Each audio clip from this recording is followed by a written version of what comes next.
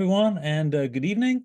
Um, I'd just like to thank the Upper Charles Climate Action Node of 350 Massachusetts, a local environmental group, actually statewide and actually global, and Sustainable Wellesley, all of whom helped to spread the word about this webinar tonight and make it a success. Special thanks to Fred Cunningham. You can see him there, second after me on the screen. There he is, waving his hand. Fred is the MC tonight. And there'll be several breaks during this presentation where I'll be taking questions. Firstly, we'll take questions just in the chat function. So if you've got a question, go to the chat function at the bottom of the screen, type in the message, send it to Fred, and Fred will then queue them up. And if there's similar questions, bunch them together and ask them of me when we get to the four breaks in the presentation. And then at the end of the presentation, what we'll do is open up for all kind of questions no matter what the topic. There is no such thing as a dumb question or a silly question. It's by definition a good question because it's what's standing between you and cutting your carbon emissions. And then at the very end, we'll just open it up, take all the microphones off mute, and you can ask any question you like, and I'll stay on as long as it takes to get everyone's questions answered this evening. I've done about 30 of these webinars or so, and Fred was actually with me on the very first one I did 4 years ago now. Also in conjunction with 350 Massachusetts and the Upper Charles Climate Action Node. That was 4 years ago. So thank you very much, Fred. At the end of the presentation, we'll open up, as I said, to live Q&A, and I'll just stay on until the last person gets their question answered. So if you've got a question tonight, you get some kind of answer from me. Also, everyone who's on the call will get a free copy for either iPad or Kindle of my highly acclaimed book, Zero Carbon Home, which has a lot more details than I can cover in this webinar.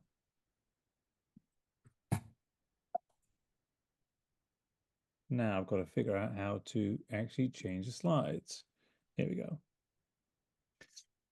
Okay, so everyone's been muted during the presentation. To ask a question, type into the chat. Fred will pass them to me, and then we'll let everyone ask questions at the end. And the webinar is being recorded. I will put I'll link this on YouTube on my website within the next couple of days. So if you missed it or a friend wants to view it, you can just watch it from my from the link on my website. So let's just start with the conventional wisdom on net zero. And let me tell you start by telling you it's all wrong.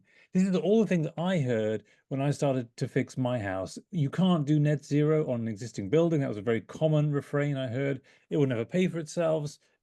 Heat pumps will double your bills. Solar panels will reduce the price of your house. Insulation is only for the north. You have to take short showers, and EVs or electric vehicles are too expensive. And I have range anxiety. Well, it's all wrong. I've done it. So for instance, we got our house to a net zero, so it can be done. It's an existing building. It wasn't a new house. It actually has already paid for itself in about 6 years. Heat pumps have cut my bills. There is some confusion out there about how to use heat pumps. If you use them wrong, you will double your bills. If you're heating with natural gas today and paying Eversource or National Grid prices for electricity, you will double your bills. But there are ways to avoid that, which I'll cover later on in the presentation. Solar panels reduce the price of your houses. It's absolute rubbish. Large-scale academic research has shown that solar panels increase the price of your house by between 4 and 7%. Insulation is only for the north. Again, absolute rubbish. In the north, where it's cold in the wintertime, you need insulation to keep the heat in. It's like a warm jacket. But in the south, you need insulation to keep the heat out. It's the same thing. Insulation in the roof and in the ceiling of the basement, and low E triple glazed windows, which I'll explain for the windows as well. You have to take short showers. It's absolute rubbish. I still take long showers, one of my little luxuries every day. And EVs are too expensive, and I have range anxiety. I do not have range anxiety. I have a Tesla Model S, which I've had for 4 years now, 70,000 miles. And I've got a fairly new Ford F-150 Lightning as well. And because both of them can charge on the Tesla supercharging network, I do not have range anxiety. And as I'll show you in a head-to-head comparison, EVs are now cheaper to buy, cheaper to own, and cheaper to maintain and to run than the gas-powered equivalent. So all the conventional wisdom here is wrong. I have done all this and earned a 15% return on investment in my additions to my house. So let's just go with the new green wisdom, not the conventional wisdom, but these are the results you can achieve on your house and your car with today's product. So on houses first, most Massachusetts homeowners can cut their bills by between 50% and 100%. That's about $5,000 to $10,000 per year, with a 15 to 20% return on investment. You'll be cutting your energy and your carbon emissions by about 50% to 100%. The key today is actually different to the key 4 or 5 years ago. 4 or 5 years ago, it was getting the technologies right, getting the heat pumps, the insulation, the solar panels, not doing geothermal, not doing insulation on the walls of your house, not doing solar hot water panels. But today, it's really about working the mass save subsidies if you live in Massachusetts and the IRA subsidies, the Inflation Reduction Act subsidies, which are available to everyone. But get it right, and you can cut your bills and your carbon emissions substantially, sometimes even to zero, which is what I've done. For most Massachusetts homeowners, a new heating and AC system, that's better known as a heat pump, is free or 80% off with no increase in the bills. And I emphasize that because just in the last few days, both Harvard University and the Boston Globe have put out articles saying that heat pumps increase your bills. This is absolute rubbish as long as you use it properly, which I will show you in a few minutes. For most homeowners in Massachusetts, a new heat pump hot water tank, that's for heating the water for the taps and sinks and showers, is either free or 60% off and will cut your bills about 30%. For all Massachusetts homeowners, insulation and draft sealing through the Mass Save program are almost free, cost you just a few $100 to insulate your house. And for all Mass homeowners, solar panels are about 40% off and cut your electric bill about 50%, with a return on investment of between 10 and 15%. On electric vehicles, with the IRA and the Massachusetts subsidies, EVs are cheaper to buy, run, and maintain than gas-powered equivalents. I'll show you a head-to-head comparison towards the end of this presentation. You will save about $1,000 per year running an EV on utility electricity compared to a gas-powered equivalent. And if it's on solar panels, which is what I do, you'll save $2,000 to $3,000 per year powering it from solar panels. There's no range anxiety as long as you're charging on the Tesla network. The Tesla supercharging network is fast, it's reliable, and it's convenient. And it used to be just Tesla vehicles charge on it. Now you can charge Ford and Tesla, and GM, Kia, Hyundai, and BMW all say they will be available to charge on the Tesla network sometime this year. V2H is an acronym for vehicle to home, which is using your vehicle to power your home during a grid outage, an alternative to a backup generator. I can tell you from my own experience on my Ford F-150 during a power outage this spring, it was the best power outage we've ever had. I had most of my house running on the F-150.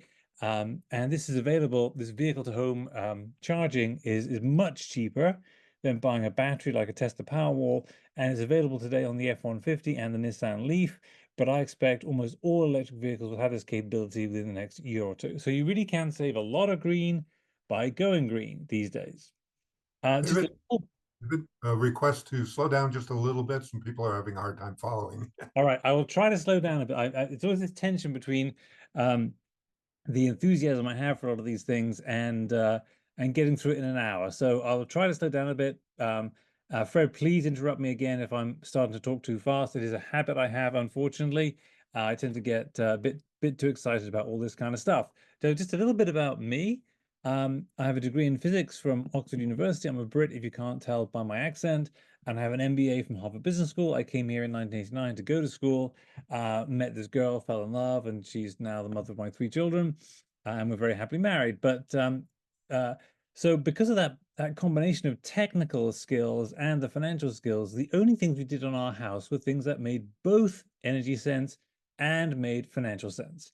And the things that did make both energy sense and financial sense were heat pumps, insulation, triple pane windows, and solar panels, which is an acronym for HITS, HITS.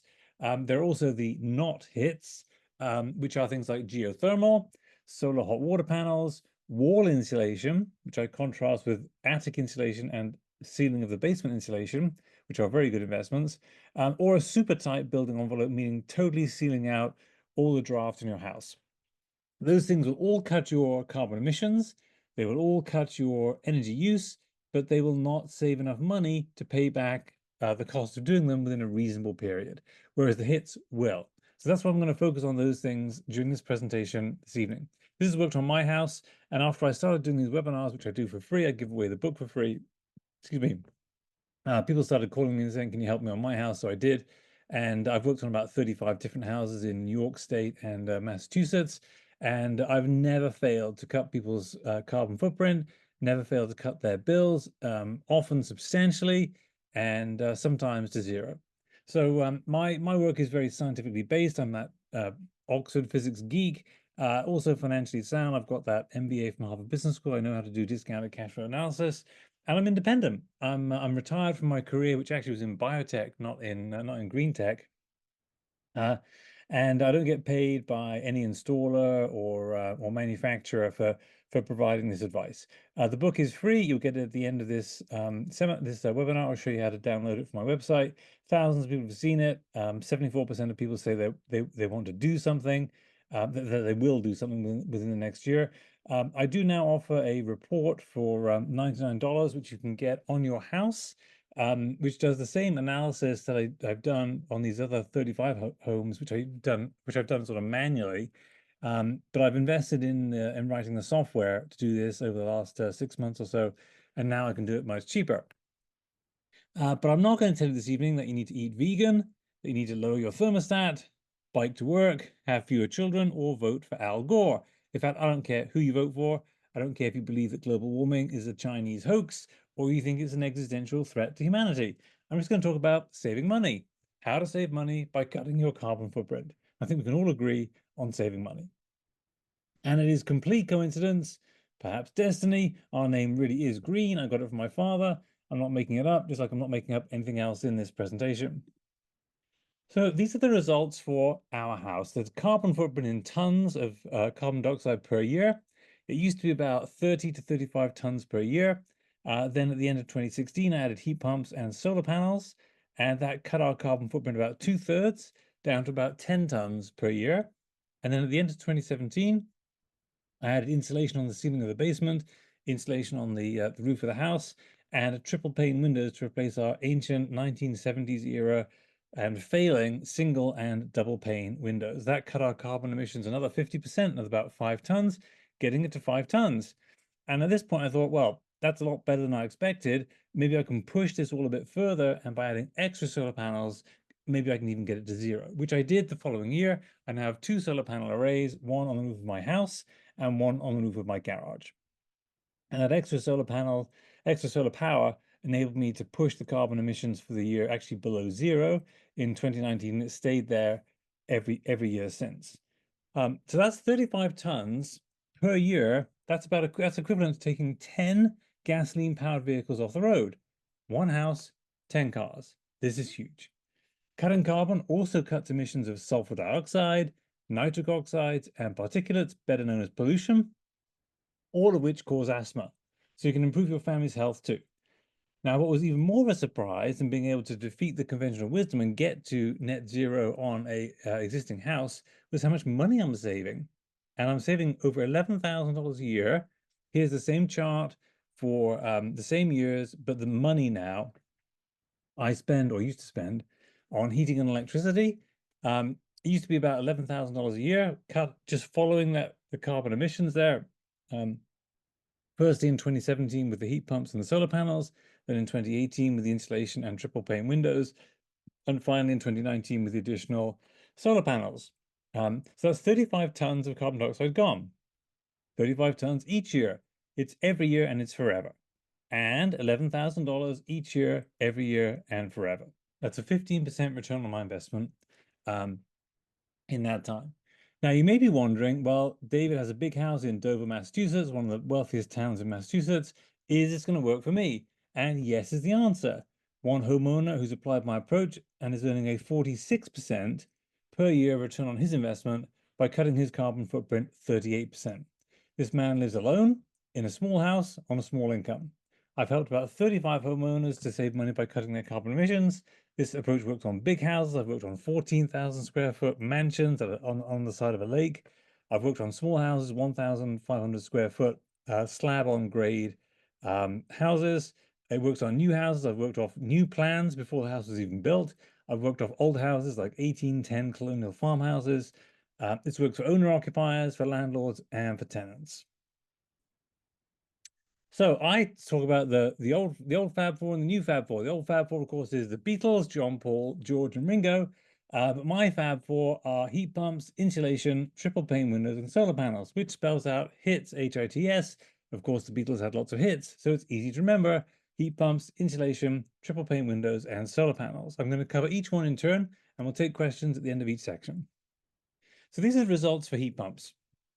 This was the biggest single impact on our carbon emissions, saved us 47% of our carbon emissions, about 20 tons per year, saving us about $3,000 per year. This is the savings on heating oil, less the increased electricity to run the heat pump. The net investment was about $26,000. Today, the list price of heat pumps is higher than it was when I bought mine, but the subsidies are also higher. So the net investment would be almost exactly the same on my house today, about $26,000 for new heat pumps.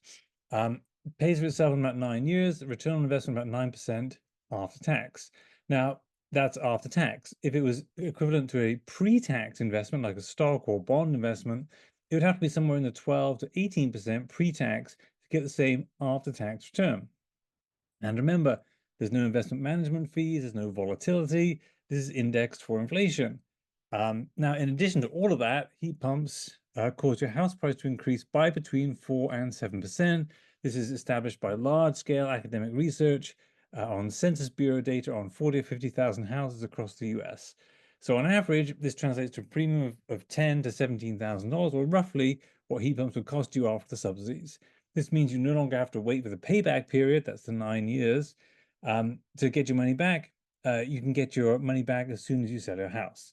Now, if you don't have the cash to do them, there are companies that will lease you heat pumps, and Block Power is one of them. I've not dealt with them, so I'm not particularly recommending them. I'm just letting you know there are ways to finance these things if that upfront cost becomes a problem for you. Now, the heat pumps I'm talking about here and throughout this presentation are air-sourced heat pumps. I'm not going to be talking about geothermal. That is because we got a quote for geothermal on our house. It was $98,000. That's 4 times the cost of the air-source heat pumps. Geothermal makes energy sense, but does not make financial sense. And that's even with the 30% federal tax credit, which applies to geothermal, which does not apply to air-source heat pumps. So these are our air source heat pumps. And if you're thinking to yourself, these look just like air conditioning units, you're right. And they are. They cool down the house in summer, like on a day like today, for instance, when it was 90 degrees out. These were running to cool the house down. And when they're doing that, they're pumping the heat out of the house and dispersing it to the air outside, making the inside air cooler, making the outside air warmer. In the winter, that circuit is reversed, and they heat the house. They make the outside air cooler and make the inside air warmer. If you're interested in how this is actually done, the explanations are in the book or in the recorded version of this webinar that is available from my website. And the slides also for my webinar are on the website. This version is now a more condensed version of the presentation, and I leave out the explanations so we can get through it all in about an hour. But if you want to go into the explanations, it's all in the book, which you'll all get for free, or you can download the previous version of the webinar from my website. The essential point here is that heat pumps replace AC units, not furnaces. This is a common misunderstanding throughout the whole zero carbon, green efficiency industry. People talk about heat pumps replacing furnaces. Not in my experience. In my experience, heat pumps replace AC units because I always recommend that you keep your existing furnace because it becomes a backup during grid outages, for instance, in winter, and it ensures your bills never increase because you use the furnace when it's more expensive to heat with the heat pump. And if you're heating today with natural gas, that is approximately when the outside temperature is above freezing. It's a very simple rule of thumb to make sure you never have an increase in bills.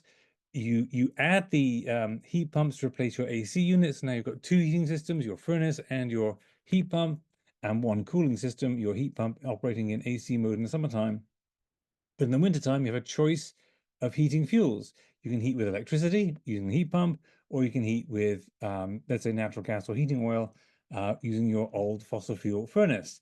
This is what we do. We retained our heating oil furnace, and I use it occasionally when it's so cold out that the heat pumps can't keep up on their own, or if I wanted to keep my bills never getting higher than they used to be because the heat pumps get less efficient as it gets colder, and therefore it gets more expensive to heat with them when it gets colder. That crossover point between the cost of heating with natural gas and the cost of heating with a heat pump on utility electricity at about 30 cents per kilowatt hour is about freezing temperature. It's a good way to remember it. Make sure you never have an increase in bills by adding heat pumps. So let me just summarize everything on heat pumps here. Um, for most Massachusetts homeowners, the combination of the Mass Save subsidies and the federal IRA subsidies means you can get a new heating and AC system, that is a heat pump, either for free or 80% off with no increase in the bills. And the way you do that, this is use the Mass Save rebate on air source heat pumps, which is up to $10,000. Um, the IRA comes in three very confusing parts, Part A, Part B, and Part C. Part A is the only part that is fully implemented at this point, and there's a tax credit in there up to $2,000 each year for any income level. It's not restricted by income. And you can use that 1 year for, say, a heat pump for heating the air, next year for a heat pump for heating the water for the hot water system. So that's a very nice recurring tax credit. Part B and Part C have not yet been implemented. A small part of Part B has been implemented by New York State, but no other state has yet implemented any part of this, and this is where all the money is. There's far more money in the electrification rebates in Part B, which is up to $8,000 per year. That is capped by income level. And Part C, which no state has yet grappled with, is the energy efficiency rebate. And heat pumps are much more energy efficient than fossil fuel furnaces. They will easily qualify for this, and that's between $4,000 and $8,000. You can see these things stack up very nicely. You get all of these at the maximum level. We're talking about 10,000 plus another 10,000 is 20,000 plus 8 is 28. $28,000 of subsidies. And remember that Part A subsidies every year. So there's an awful lot of money here that if you do it right, you can get a new heat pump for free or 80% off for most Massachusetts homeowners with no increase in the bills. Keep your furnace or boiler in place. Do not replace your furnace with the heat pump. Replace your AC units if you've got them. If you don't have them, you'll now have air conditioning where you didn't have it before, and use the furnace or boiler when it's below about freezing outside. This will ensure you have no increase in bills. Heat pumps are classified by the Massachusetts Electric Utilities as electric heating, which is a cheaper rate than basic rate electricity in Massachusetts, called the R3 rate. The R1 or the R2 rate is the basic rate which most people pay. This is about 1.5 cents per kilowatt hour, or about 6% lower than basic rate. You just call and ask. Just tell them you've got heat pumps, and they will take 1.5 cents per kilowatt hour off your bill. Also, if you don't have solar panels, don't have room for solar on your roof, or you've got an old slate roof or something which you can't take solar panels on, you can get something like Nexamp, which is a community source solar, which is 100% solar power, 100% in Massachusetts, for 12.5% off basic rate. So combine these two, which you can do, and you're talking about almost 20% off the utility bills, which makes heat pumps cheaper. Now, better still is to add solar panels, which I'll get to later on. That's the S part of HITS: heat pumps, insulation, triple pane windows, and solar panels. Um, Solar can generate electricity from your rooftop at about 8 cents per kilowatt hour, compared to 30 or 32 cents at Eversource or National Grid, which are the two big utilities in Massachusetts. So the cheapest way to do it is to combine heat pumps and solar panels. Now you've got cheap, carbon-free electricity powering your heating system. But the next best thing, if you can't do solar, is to use Nexamp and get the basic rate, get the R3 rate for electric heating, take about 20% off your bills. A heat pump hot water tank with a similar subsidies from Mass and the federal government is either free or about 60% off, and this will lower your bills even versus natural gas heating for heating the water for the sinks and taps and showers, etc. in your house. And I always recommend you get multiple quotes. Energy Sage is a great website you can use to get multiple quotes here. So let's just pause here, Fred, and see if there's any questions specifically on heat pumps, and we'll take a couple, so maybe if you can just aggregate them to the biggest issues that people are facing, and then we'll take more questions at the end when we get there. Okay, there are a couple of questions that came up in the introduction. I think they're worth looking at. I have a single family home that is part of a HOA. Do you have any experience working with HOAs? I don't actually. That's very unusual, having a single family home as part of an HOA. But usually it's more like condominiums. But if there's some specific issue there, why don't you feel free to just send me an email? I'm not sure what the specific issue would be. I mean, the laws of physics are going to be exactly the same on a single family home, whether it's part of an HOA or not part of an HOA, and the laws of economics are going to be the same too. The only thing that would be different is there's some permission required from the homeowners association. This does sometimes happen for solar panels. Some people think that solar panels are kind of ugly and lower the tone of the place. Um, but I actually have no direct experience of working with a homeowners association. If there's something you're specifically concerned about, please just send me an email and we can follow up offline. Okay, next question is for solar panels, and then we'll get to heat pumps. What proportion of houses do you think are good candidates? Isn't there a good and bad home orientation for solar work? Great question. We can come back to this in the solar panel section, but let me just answer it quickly. So I have two solar panel arrays, one on the roof of my house. I have a flat roof. Um, so just deal with roofs to start with. Most people have pitched roofs or sloped roofs, not flat roofs like I have. Um, and if you have a south-facing pitched roof, let's call that 100%. Okay, that will generate 100% of electricity. If you have an east-facing sloped roof, that will generate 90% of the electricity of a south-facing sloped roof. So the penalty of having an east-facing roof is very small. Same thing for a west-facing roof. It'll generate 90% of the solar electricity that a south-facing sloped roof will as well.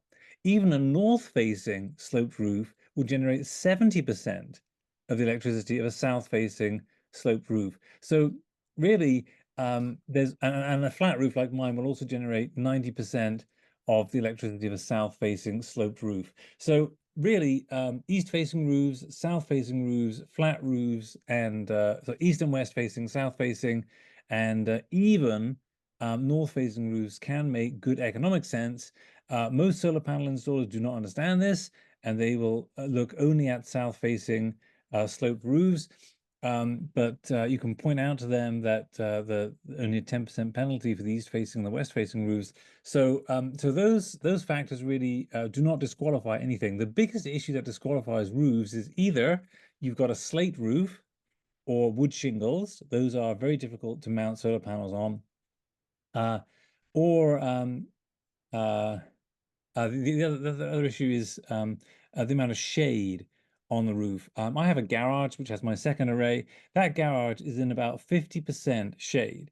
It has 100-foot tall pine trees only about 25 feet away on the southwest side. And that roof produces electricity at about 10 cents per kilowatt hour compared to the array on the roof of my house, which has about 15% shade versus 50% shade on my garage. And the roof of my house produces power at about 8 cents per kilowatt hour. So I'm sorry, about between 5 and 8 cents per kilowatt hour. So it costs me more to generate electricity from a shady roof, the roof of my garage, but it's still far cheaper than Eversource, which is our local utility. Eversource charges me 32 cents per kilowatt hour. I can generate it from my garage, which is a half shaded roof, at only about 10 cents per kilowatt hour, so one third of the cost of utility electricity. So hopefully that answered most of your question, did it? I But think if so. it didn't, we'll pick it up later in the questions. Anything else you want to cover right now, Fred, or should we move on? Yeah, we're into heat pump questions. Okay. Um, I think there's a conception issue here, but why heat pumps over mini splits? How is fresh air pumped in with the heat pumps? Two separate questions there. So heat pumps come in two varieties. They come in ducted heat pumps, which is what I just showed you for my house, and they come in ductless or mini split heat pumps, which work in houses with no duct work. We actually own a rental house which has no duct work, and it didn't even have air conditioning when we bought it, and we put the mini splits in there. So I've experienced with both ducted systems and ductless systems. Both work. Ductless systems tend to be much more expensive, almost twice the price of ducted systems. And so economically, ducted systems tend to be much better. If you have ductwork today for your air conditioning, but not ductwork for heating, because perhaps you have radiators or something like that, you can continue to use the for ductwork for your heat pump to give you warm air and cold air, heating and air conditioning through the ductwork, but keep your fossil fuel furnace in case that ductwork doesn't have enough airflow for it to keep the house at, say, 70 degrees in the middle of an icy cold winter. Um, and so you still use your radiators when you need them, but most of the time we'll be using the ductwork for the ducted heat pump. I really recommend ducted heat pumps if you can do it. If you can't, like on our rental house where it just didn't have the capability of adding ductwork because it's basically a concrete box is the way that house is built, and we couldn't add ductwork to it, at least not without breaking the bank. Then we did add the mini splits, and they are more expensive. It's harder to get a return on investment, um, but you can do so if you get all of the subsidies, particularly the IRA subsidies, on top of the Massachusetts subsidies. You can make even ductless heat pumps pay for themselves in a reasonable time. We have a bunch more questions. Do you have to do all of this through Mass Save? No, you don't have to. Mass Save is a voluntary program. Mass Save, of course, only applies in Massachusetts, but most states have something similar. New York State does, California does, similar kind of programs that subsidize insulation and draft sealing because these are the best return on investment. The thing you should do first, you should seal the house first, do the insulation first, and then do the heat pumps. And then the final thing you do is the solar panels. Um, to make the electricity needed to power the heat pumps and the rest of the electrical load in your house. Did that answer the question, Fred? I think so. I'm going to shorten this question. Do you have any recommendations for particular brands of heat pump based on your experience? So I've used two different brands. One is uh, Bosch, which was the manufacturer for the ducted system on the house I'm making this presentation from tonight. The rental house that we used the Mitsubishi ductless system, and I think those are probably still very good contenders. I have not used, but people have recommended the Bryant ducted system to me. And those are the only three I've had either experience with or had clients of mine work with those. I'm not saying there aren't others that are perfectly good, but those are the ones I've had experience with. Here's a good one. If you're using your backup heat below 32 degrees, how are you still saving money? That is how you ensure you're saving money because heat pump efficiency goes down the colder the temperature is outside. So at some point, it's going to become less efficient than your fossil fuel furnace, certainly less cost efficient than your fossil fuel furnace. And this is most problematic with natural gas heating. If you're heating with heating oil, you're probably going to be about the same money wise heating year round with the heat pump as you are heating with the oil furnace. But if you're heating with natural gas, your bills will go up if you just cut off your natural gas furnace completely and switch entirely to heating with heat pumps. And that is where I recommend you keep your fossil fuel furnace. And if you want to minimize your bills, the way to do that is to use the fossil fuel furnace when the temperature outside is below about freezing. 'Cause around about freezing is the cutoff point between it being cheaper to heat with a heat pump and it being cheaper to heat with the natural gas furnace. This will reduce your bills overall because your bills during the summer will be much less, and during the shoulder season, autumn and spring will be much less. And then you'll keep your bills low in the wintertime by using the natural gas furnace when it's below about freezing outside. Related kind of question. Heat pump installers often offer electrical backup system to add on to the heat pump system as a backup source of heat. Any thoughts on this setup? I've Yeah, it works great. It's just very expensive. I mean, you're using direct electric resistance heating to heat the house in the coldest part of winter. So this is why I recommend you keep your fossil fuel furnace and use that as the backup heating source. You can use those electric strips. They do work completely fine, but the electric bills in wintertime are going to be shockingly high. You're going to be heating your house with no benefit from the efficiency of a heat pump and with all the price of utility electricity. That might make some sense if you've got tons of solar power, which is going to be much cheaper than utility electricity. But even then, I think it's going to be very, very expensive to be using that backup heating. I know the installers always recommend it. They recommend it to me, but they're not paying. Excuse me, they're not paying the bills. You're paying the bills, and you will find it's a very, very, very expensive way to heat the house in the middle of winter time. Okay, last question in this section. What is the availability level of spare parts for air source heat pumps considering the current low adoption? I found no problem. They're actually the heat pump installers are working flat out right now to install heat pumps. It's getting quite difficult to get people to return your phone calls because these subsidies are very large. More and more people are becoming aware of them. They're becoming more reliable. They're becoming cheaper. So more and more people are switching to heat pumps, and so the installers are really flat out with installations. I've not had any problem getting spare parts. I really haven't needed any spare parts. My pumps are now 8 years old. I haven't needed anything. They're not even serviced, to be honest. They just run continuously. I probably should get them serviced, um, but um, but I haven't even done that. And I've had no issues. There was one issue with the ductless heat pumps at our rental house. The refrigerant leaked out early on, and the installer came back and replaced the line sets for me and refilled the refrigerant. But that was the only issue I had with the ductless system. Okay, there was one pushback on the idea that there was low adoption of heat pumps. I think you just addressed that. We did get one more question in. When Okay. you say heat pump is 80% off or free, is that the initial investment or over time? I'm actually talking about the initial price there.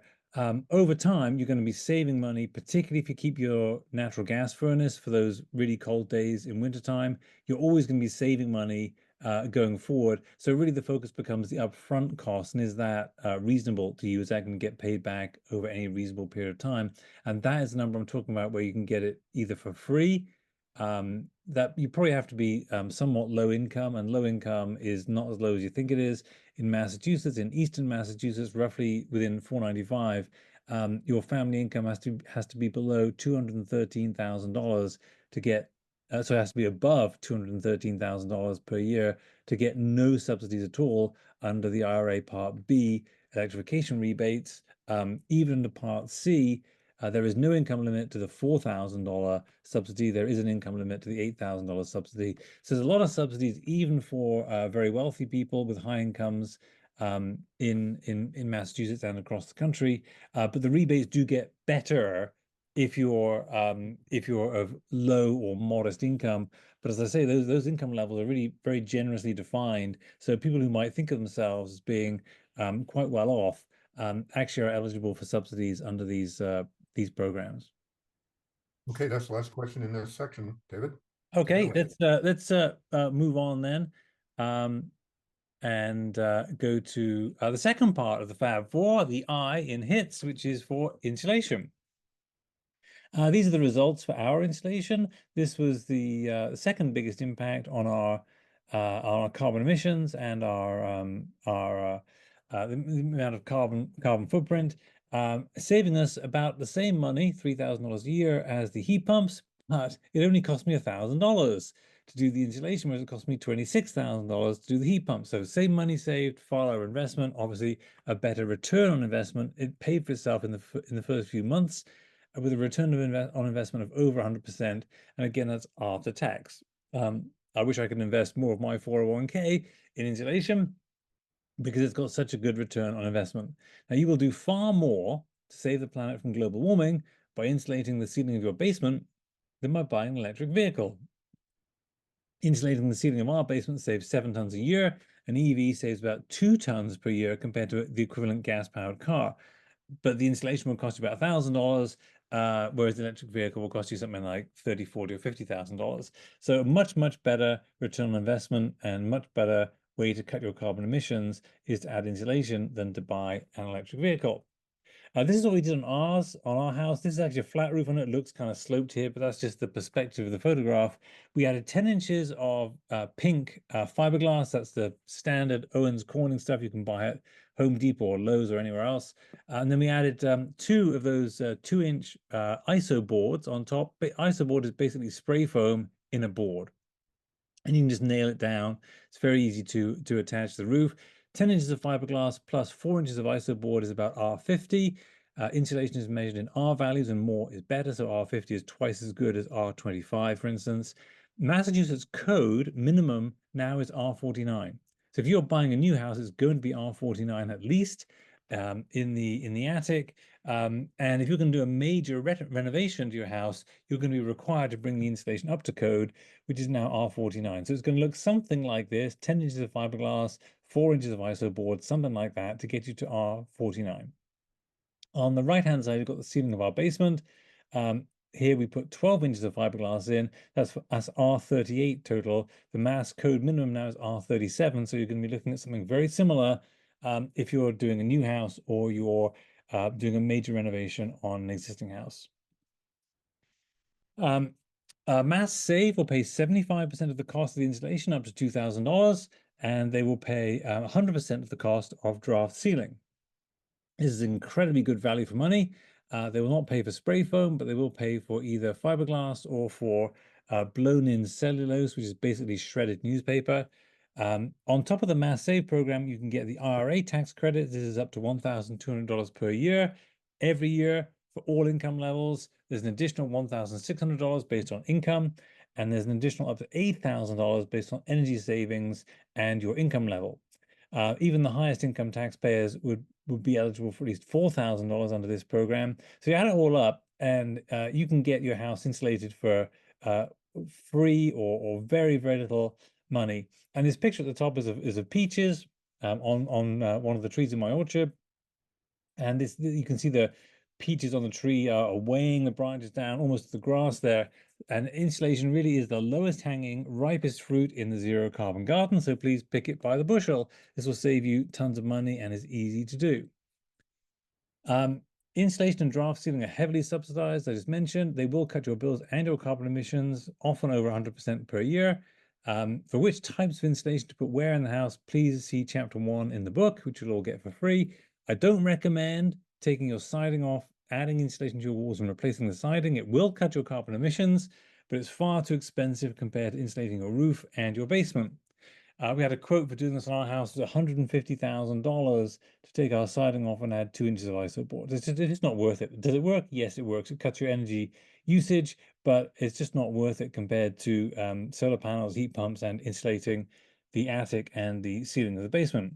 It is also not necessary to get to very high levels of draft sealing, such as passive house standards. Passive house is a standard for very low energy houses.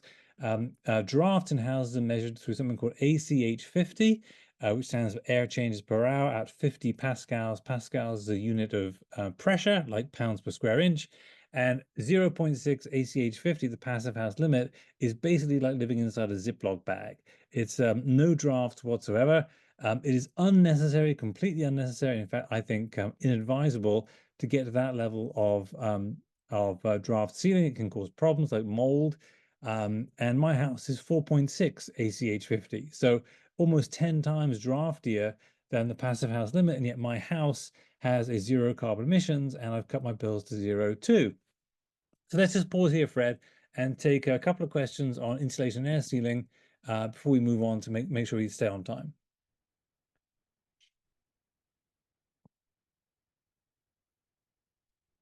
Fred, you're on mute.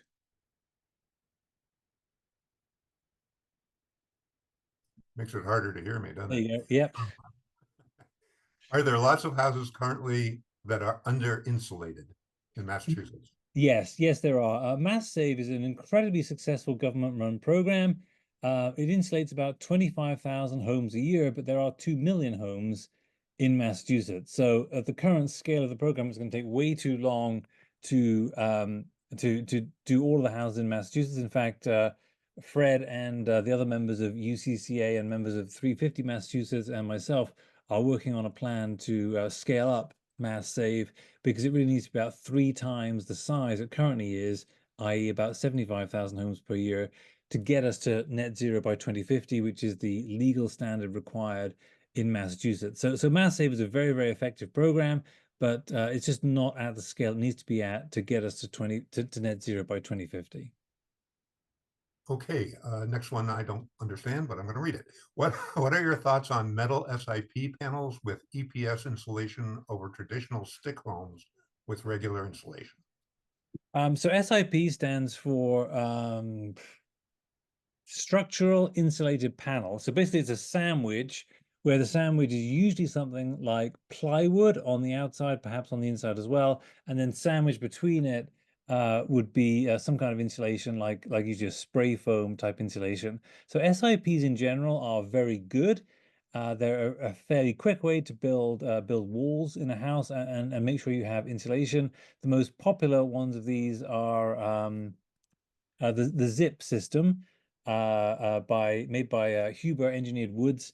Very popular. You see it all over. If you're looking at a new house, it's got green boards on the outside. That is almost always the zip system, which consists of like a plywood board and a spray foam panel glued to it, and then the outside is painted in a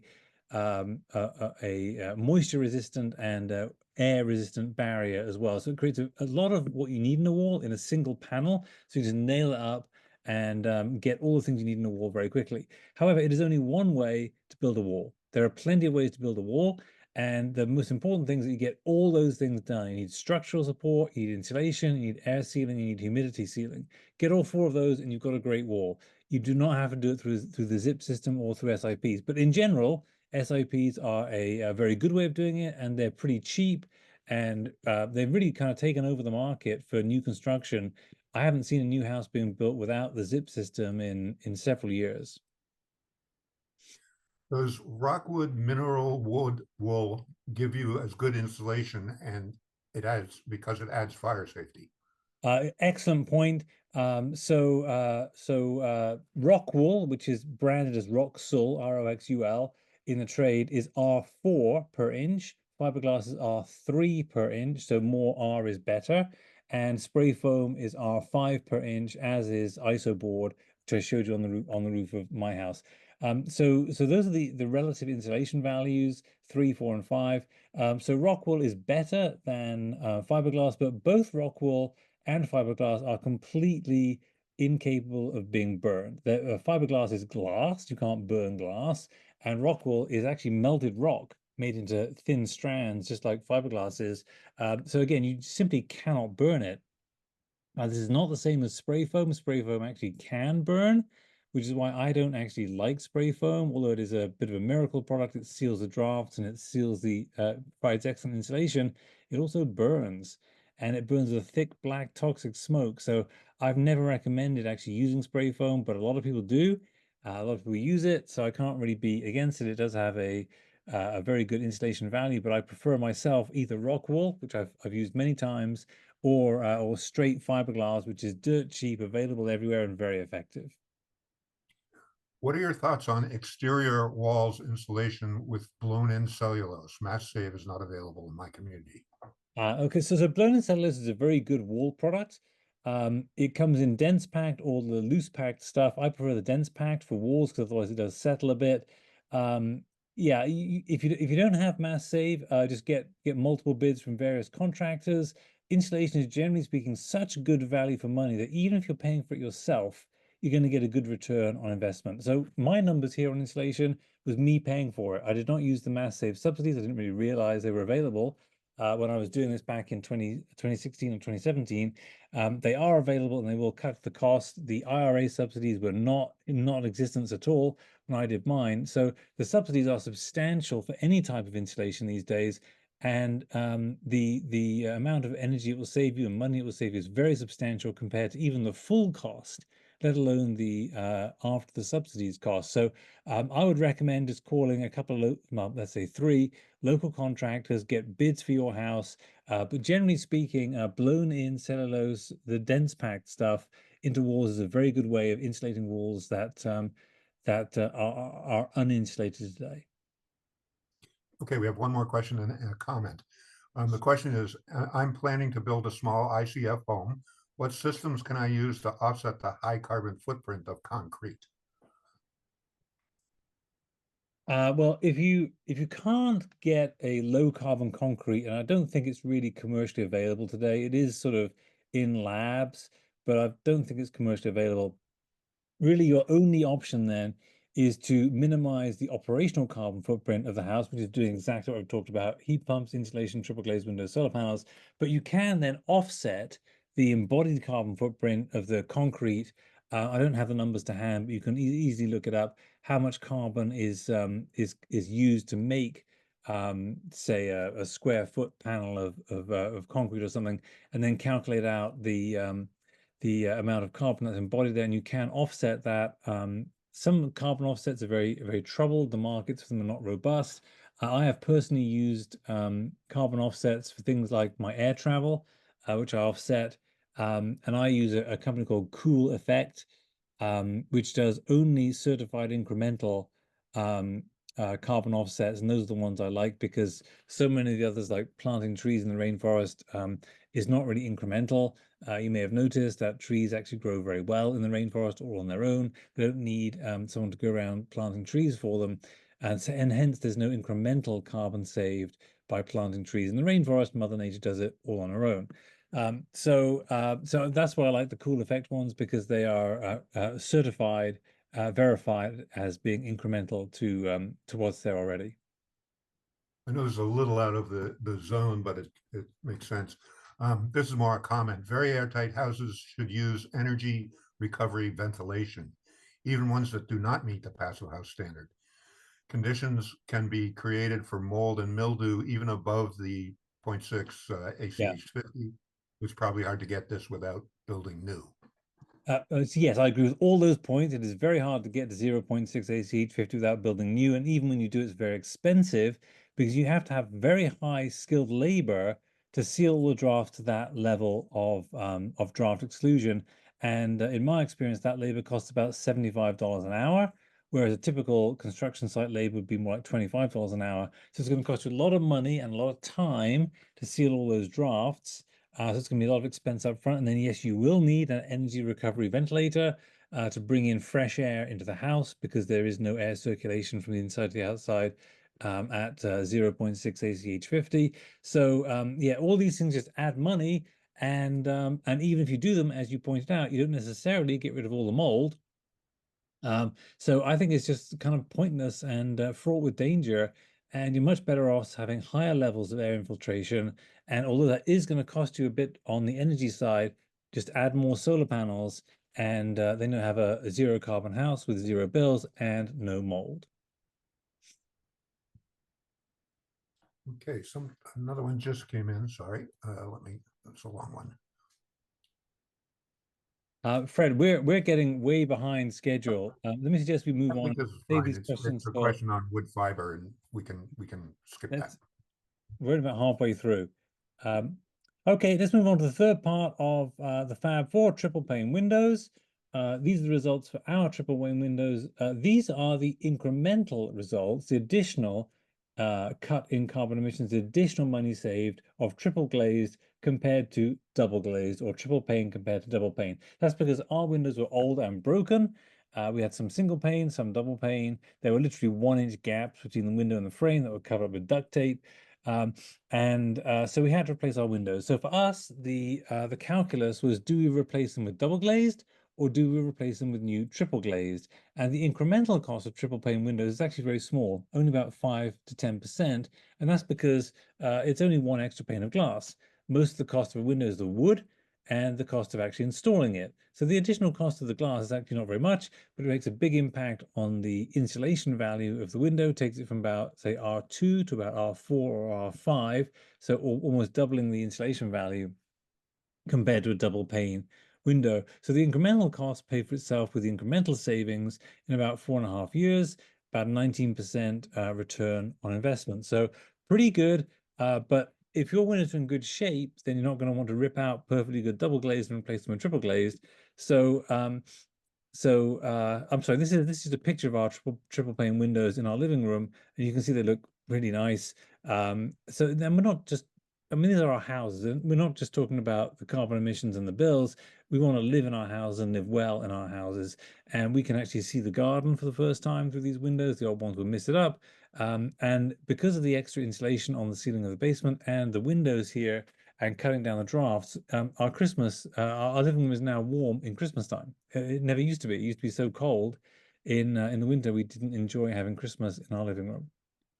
Now, if your windows are in perfectly good shape, particularly if they're sash windows like these, the ones that move up and down, then you may want to consider these fit from the inside window inserts. They're sometimes called interior storm windows because they look a bit like storm windows, but they're from the inside, not from the outside. You can see on the left there, that is the Inner Glass brand of window insert. This is at our rental house. Inserted into a single pane window. You can see it really just kind of disappears into the woodwork. That's in just normal photography in just daylight. On the right-hand side, the middle and the right-hand side, you'll see the same window photographed in infrared light or heat. And you can see here, you can just about make out in the middle pane there, the temperature of the Windows surface is 63.3 degrees Fahrenheit. That's with the window inserted. On the right-hand side, you see the bare window. That's only 40 degrees Fahrenheit. Now, if you're sitting in front of that window with the window insert in, you will feel perfectly warm. If you're sitting in front of the window when the window's at 40 degrees, you'll feel a cold draft on your feet and you'll feel coldness on your face. So these things really make a big difference if you've got particularly drafty sash windows, because not only do they provide insulation, but they also seal the drafts. And sash windows are notoriously difficult to seal. They are almost always very drafty. And so these fit from the inside window inserts, they're very cheap, between $75 and $200, payback in 2 to 5 years. And there's much more details on this in the book, in chapter 4, uh, where you can see all the different types of windows I tried out and the test results from the different manufacturers. The Inner Glass one is the one that I ended up recommending. It's actually got a glass panel, not a plastic panel, and it's very well made and it has the best insulating value, and it's also reasonably priced. As I mentioned, the details of this are all in the book. Let's just pause briefly, Fred, and take a couple of questions on triple pane windows. We don't have any questions on triple pane windows. We do have a comment that they love wood. Some people love wood fiber insulation, but that's Okay. previous. All right. Let's come back to that. If anyone does have questions on Windows, we can come back to that. Just a little side note here. Of those 35 houses I've worked on, one um, has stuck with double pane windows and they've got to a zero carbon footprint. This is the first client of mine I've worked with that has ever got to a zero carbon footprint um, with existing double pane windows. And this is because they have very good insulation in the walls and the attic and the ceiling of the basement. Um, and they have they were a very early convert to heat pumps. Um, and she just installed a very large solar panel array, and that was enough to offset all of the electric bills, even for heating with a heat pump, even with double pane windows. So there's always a bit of a trade-off here. You can always do a little less on the insulation side, do a little more on the solar panel side. Um, and get you to a zero carbon footprint. That was the way she did it. So it is not always necessary. It's not absolutely necessary to go for triple pane windows. So what I recommend is when your windows are broken or you need to replace them for other reasons, then go for triple pane rather than double pane. The incremental cost pays for itself in a few years. But if your windows are in perfectly good shape, either leave them as they are, or if they're drafted like sash windows, use these fit from the inside window inserts. Okay, let's go on to the final part of the Fab Four, the S or solar panels. We do have a couple of questions. Okay, all right, let's go back. Uh, one of them is covered up. I can't see it. Okay. Are aerogel windows available now? Are they as efficient or better than triple glaze? I think I need to ask a clarifying question there. Aerogel is a brand of insulation, not of windows. It is a very good insulating product. It's also very expensive. It's very thin, has a very high R value, about R10 per inch, compared to fiberglass at R3 per inch and Roxol at R4 per inch. So it's very good, but it's very expensive per square foot. And so I have used it but only in situations where there's very little room for the insulation. So not on the attic or the ceiling of the basement, but where we were taking siding off because we were replacing those windows, we added some of that aerogel. I'm sorry, space loft. It's not aerogel. I'm sorry. I may be confused. Can you just tell me what you mean by aerogel windows? I'm not familiar with that. You can unmute yourself. Adrienne, is it? No. I'll tell you what, Fred, let's keep this question till the end because Yep. Otherwise, we're not going to get through it all this evening. One last question. Where can we get insert panels made? What companies? All in the book, but they're all custom made. If you go online on Google and search for window inserts and things like that, you'll find them. The one I like best, who makes the inner glass windows, is a company called Inner Glass. It's based in Connecticut. So if you're in Massachusetts, it's good. You can just go down and pick up the windows and drive them home. But all of these companies will ask you to measure your windows and send them the dimensions, and they'll make them custom sized for you. But the inner glass ones are very good value for money. I'm recommending them only because I've had good experience with them, not because I have any financial connection or anything to Inner Glass. That is my top recommendation. I did evaluate 4 different manufacturers, and those results are all in the book, so you can read those and go through them and see if maybe one of those others is a better fit for your house. But overall, my recommendation would be the Inner Glass one. Good. Okay, let's move on. So the solar panels, the fourth part of the hit parade. So the result of solar panels, this was the second biggest impact on our carbon footprint, about a third, or 14 tons. It was also the most money saved per year, but it was also the most money invested. Almost twice as much as we invested in the heat pumps, $42,000, paid for itself in 7 years, a 13% after-tax return on investment, and it's producing electricity at something called the levelized cost of electricity, or LCOE, of between 5 and 8 cents per kilowatt hour. This is basically determined by taking the whole cost and dividing it by the amount of kilowatt hours of electricity guaranteed by the manufacturer and the installer to be produced over the lifetime of the solar panels. And if you do that, you get a levelized cost of electricity, which is between 5 and 8 cents per kilowatt hour, which compares to Eversource, our local utility, at about 30 or 32 cents per kilowatt hour. So there's a huge cut in your electric bill and your cost of generating electricity from solar panels compared to utility electricity. Now, these are my results from when I installed my panels. In the meantime, the subsidies have stayed the same. 30% federal tax credit on this, plus a small Massachusetts subsidy. But the cost of solar panels has fallen significantly. When I did mine, it was about $4.75 per watt of installed power. Now it's $3.07. So that's a huge reduction in the price up front for solar panels. And the electricity price from utilities has gone up, so you're saving more money for every kilowatt hour you produce yourself compared to the ones you buy from your utility company.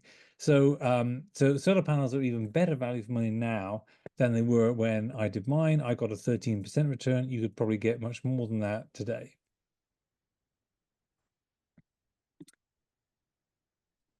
So most homes in Massachusetts are going to need a lot more solar power than your solar installer is going to recommend for you. If you call a solar installer and say, I want solar panels, they say, great, what's your electric bill? And they'll say, okay, you used 10,000 kilowatt hours last year. We're going to give you probably a 10 kilowatt array that will produce 10,000 kilowatt hours of electricity for you. But that's your current electric bill. If you add heat pumps, you can use a lot more electricity. And if you add an electric vehicle, you can add more electricity as well. So most homes in Massachusetts are not going to need 5 to 8 kilowatts, which is the standard size installed today. They need 15 to 25 kilowatts. I have about 25 on my house to go zero after the heat pumps and including an electric vehicle as well. Now, with the mass and the IRA subsidies, solar panels are about 40% off. That's 30% from the federal government, and it works out about 10% from the Massachusetts subsidies as well. And they'll reduce your electric bills roughly in half and give you a return on investment between 10 and 15%. Now, as I mentioned earlier in response to that question, solar saves money even on roofs in part shade, like my garage, which is 50% shade. The roof of my house is about 15% shade. My garage is 50% shade. And roofs facing east or west, which produce 90% of the electricity of a south-facing sloped roof, and a flat roof the same, 90% of the electricity of a south-facing sloped roof. That's what we have. We have a flat roof on our house. Solar panels increase the price of your house by between 4 and 7%. This is well documented in large-scale academic research. I suggest you get multiple quotes. Energy Sage is great for this. You can finance these with a loan rather than paying upfront for them, and a loan is usually much better than leasing. there are loan sharks out there in leasing, and some of the leases are really they're really very poor value for money. So I had a client once who engaged me not because he wanted to add heat pumps or insulation. He just had a an offer from it turned out to be a loan shark to lease solar panels, and he asked me just to read the lease form. I read the lease form and advised him not to do it. It was a very very bad lease that would have left him on the hook for paying off the lease even after he had died and even after he'd sold the house. So these things can be very tricky. I don't recommend them. I recommend getting a loan uh, or borrowing the money on like a home equity line of credit, something like that, rather than entering into a lease agreement. I'll come back to vehicle to home, which is using your electric vehicle as a backup later on. But a lot of people ask me about batteries, home batteries like Tesla Powerwalls to go with solar panels. Um, Using the battery in an electric vehicle is usually much cheaper than using a home battery. A Tesla Powerwall costs about $14,000 to $15,000 installed, whereas the battery in your vehicle comes with your vehicle. So why not use it rather than having to buy an extra battery for your home? I'll show you how to do this when we get to the EV section at the end. If you can't do solar on a roof, if you've got tiles or slate roof, something like that, you can use something like Nexamp or other community source solar, which is 100% solar, 100% in Massachusetts, 12.5% off utility basic rate. Even tenants can do this. So even if tenants can't put solar panels on the roof, or that homeowners association we talked about earlier, if they say you can't put solar panels on the roof, it'll ruin the look of the place. You can still get Nexamp or one of the other companies in Massachusetts, there's three or four of them that provide community source solar, 100% solar panels. They basically build big solar farms in distant parts of Massachusetts and sell you the net metering credits, which then offset your bill. 100% Massachusetts, 100% solar for 12.5% off. And remember, for heat pumps, you can also get that R3 rate, another about 6% off. And this is something tenants can do. That's a mistake here. It shouldn't be the R4 rate. That's the R3 rate is the rate for electric heating. So that's the next best option if you can't do solar on your roof. If you want to add an electric vehicle, you need to add about 8 panels, about 3 kilowatts to charge an electric vehicle doing 12,000 miles a year, and an additional 1 kilowatt or about 3 panels for a heat pump or water tank, in addition to whatever you'll need for the heat pumps for heating the air in the house. And so you will often need a much bigger array than typical.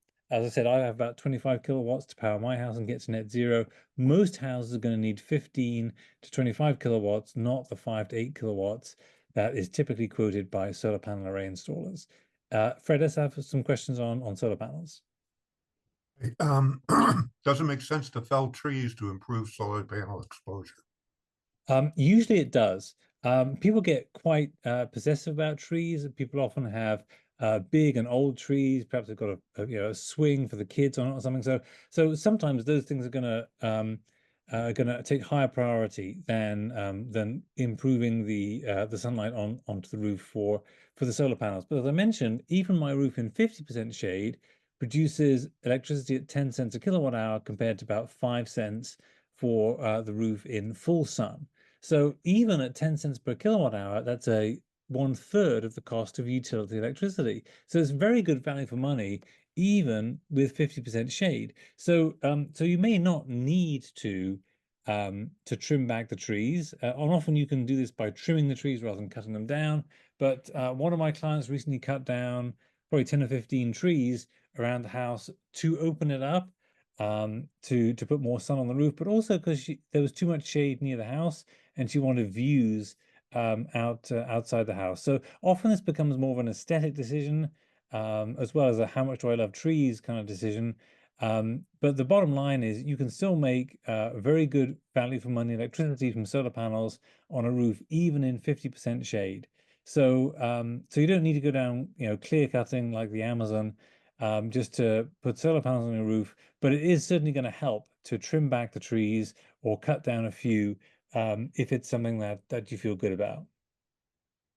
Should one have a structural engineer evaluate one's roof to assure the additional load of the panels is doable with the existing structure? Yeah, almost every solar panel installer that I've dealt with anyway will require it. They will get a letter from a structural architect or a structural engineer to say the roof is going to hold the load. I've never seen a roof that wouldn't hold the load. Solar panels are not very heavy. And if you imagine the snow sitting on top of the solar panels, well, that snow would have sat on your roof. So the incremental weight from solar panels is actually pretty small, but nevertheless, almost every solar panel, well, every solar panel installer I've come across requires a letter from a structural engineer just to make sure that the roof will bear the load of the solar panels. Okay, last question. R3 or R4 rate? In this case, it's for air source heat pumps, but it's been referenced on other slides as well. Could you clarify what R3 and R4 rate are? Yeah, R4 is a mistake. It's the R3 rate. Um, if you look at your electric bill, some if it's from Eversource or National Grid in Massachusetts, somewhere it will say R1, R2, R3, and I think there is actually an R4 rate, but it's just not what I'm referring to here. And those are different rates. Some of them are for low income users. Some of them are for if you have electricity as your source of heat. And that was intended to be for people who have direct resistance electric heating, which is very expensive, and so they actually get a discount on the electric rate for electric heating. But heat pumps count as electric heating. So you get that R3 rate, which is about 1.5 cents per kilowatt hour less than basic rate, which is probably what you're paying today. The only criteria for getting this lower rate is to call Eversource and tell them that you've installed heat pumps, and they will just switch you over from the R1 or R2 rate to the R3 rate. Speaking of rates there, with aggregation, does that change the thinking about uh, any of this really? Does it in any way kind of mess around with the solar panels or anything like that?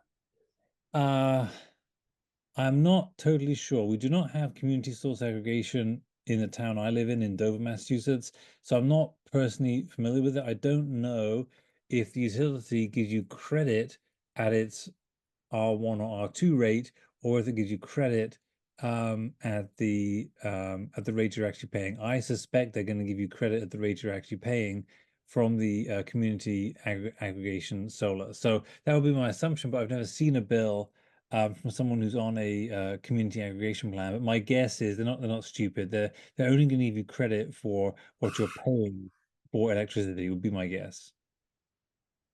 Thank you. That's it. No more questions. Okay, let's move on. So let's put it all together. We've gone through each one of the Fab Four now, and in order to get to net zero and to get to zero bills as well as zero carbon, you really need to do all of the Fab Four. And what you do is you cut your building's energy use so much you can generate it all from solar panels on the roof. This means you cut your energy use with insulation and draft ceiling, number one. Number two, you cut your energy use with triple pane low E windows. Number two, number three, you cut your energy use with heat pumps rather than a fossil fuel furnace. And then number four, since you're now using only electricity for heating and everything else in your house, like lighting and stove and all that kind of stuff, then you generate that electricity with solar panels on your roof. That is the magic combination. And doing all four of these, this is what gives you zero carbon footprint and zero bills. This delivers the triple bottom line: zero pollution for your health, zero carbon for the health of the planet, and zero bills for the health of your wallet. So this is a summary of the Fab 4 as applied to our house. You can see how much we invested, how much money we saved, the years to pay for itself, the return on investment, that's after tax, and the carbon footprint reductions. So overall, we spent about $75,000. That's after the tax breaks and subsidies. We're saving about $11,000 or $12,000 a year. Pays for itself in about 6 years. My program has completely paid for itself now. My electricity is now entirely free from my solar panels, and the return on investment is about 15%, cutting about 40 tons of carbon dioxide. These tables, by the way, all the tables I've showed you so far are all in the book. You don't need to write it all down. Um, and heat pumps I mentioned are more expensive now than they were in 2016, but the subsidies are more generous as well. So the net cost is about the same. Um, and in fact, the net cost would be about the same if you're high income by the IRS's standards. If you're moderate to low income, which is more generous than you might think, the subsidies would be greater and your net cost would be lower than what mine was back in 2016. And just remember, heat pumps replace AC units, not furnaces or boilers. Keep your furnace or boiler as a backup, and to ensure your bills don't increase by using it when the outdoor temperature is below about freezing. Um, Insulation is about the same price to purchase as it was when I bought mine, but the subsidies are now better. Those IRA subsidies did not exist back when I did mine. And solar panels got a lot cheaper. I recently paid $3.07 per watt for a new array I put on the rental house. That was in 2023 versus $4.75 in 2016. So that's a 35% cut in price on solar panels, and you still get that 30% federal tax credit. You still get net metering. You still get the Massachusetts smart subsidies. One more question before we move to Yeah, go EV. ahead. Have you looked at small windmills? Um, I actually did a long time ago now, probably in the 2015 time frame. Small windmills like the Southwest Wind Power one, I found were just not cost effective. They're very expensive to buy the tower. Buying the turbine itself is not that bad, but buying the tower and then getting all the permitting to install it, including digging the hole for the concrete base, just made it uneconomic. So I have looked at it. It was a long time ago now. Maybe the economics have changed, but I doubt it. I think the better way to generate electricity is to use solar panels. They're cheap, they're effective, they're well understood.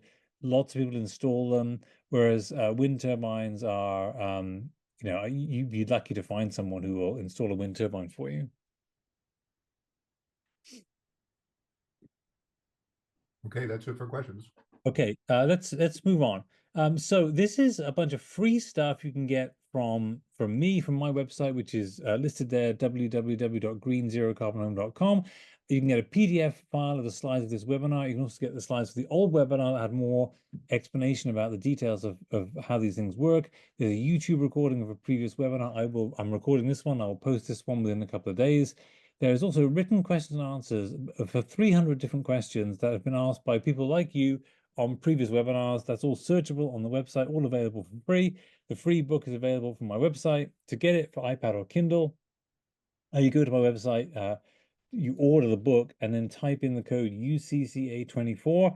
That's all caps, UCCA24, and that will make the book free. Occasionally, this doesn't work. If it doesn't work, email me. My email address is at the bottom there, dgreen@greenzerocarbon.com. And I can get the book to you through email. But please try to download it first. This usually works most of the time, but occasionally it doesn't.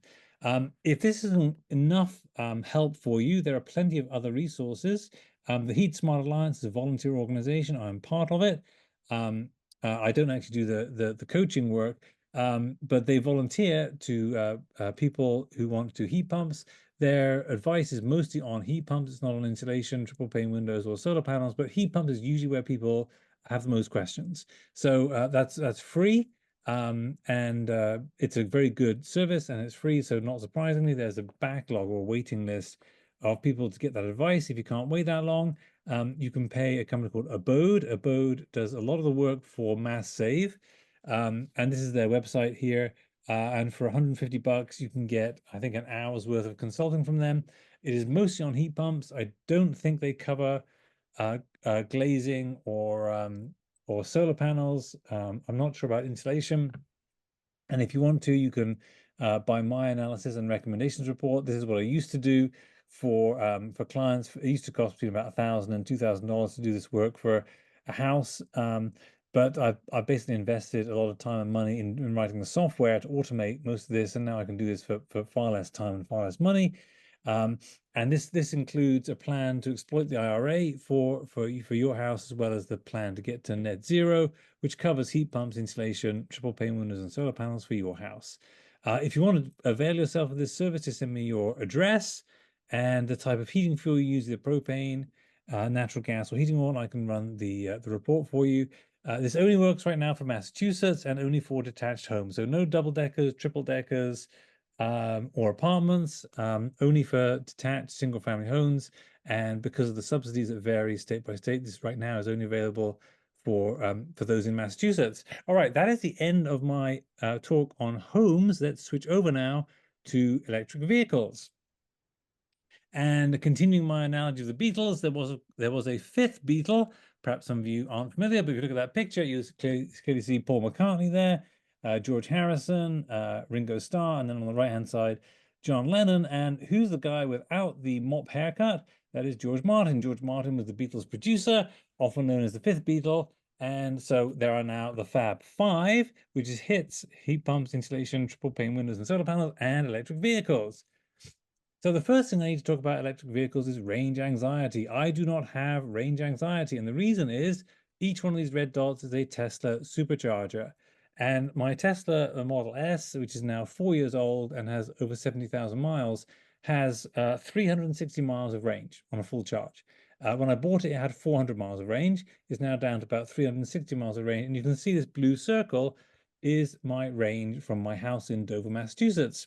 There are 500 Tesla superchargers within my 360-mile range.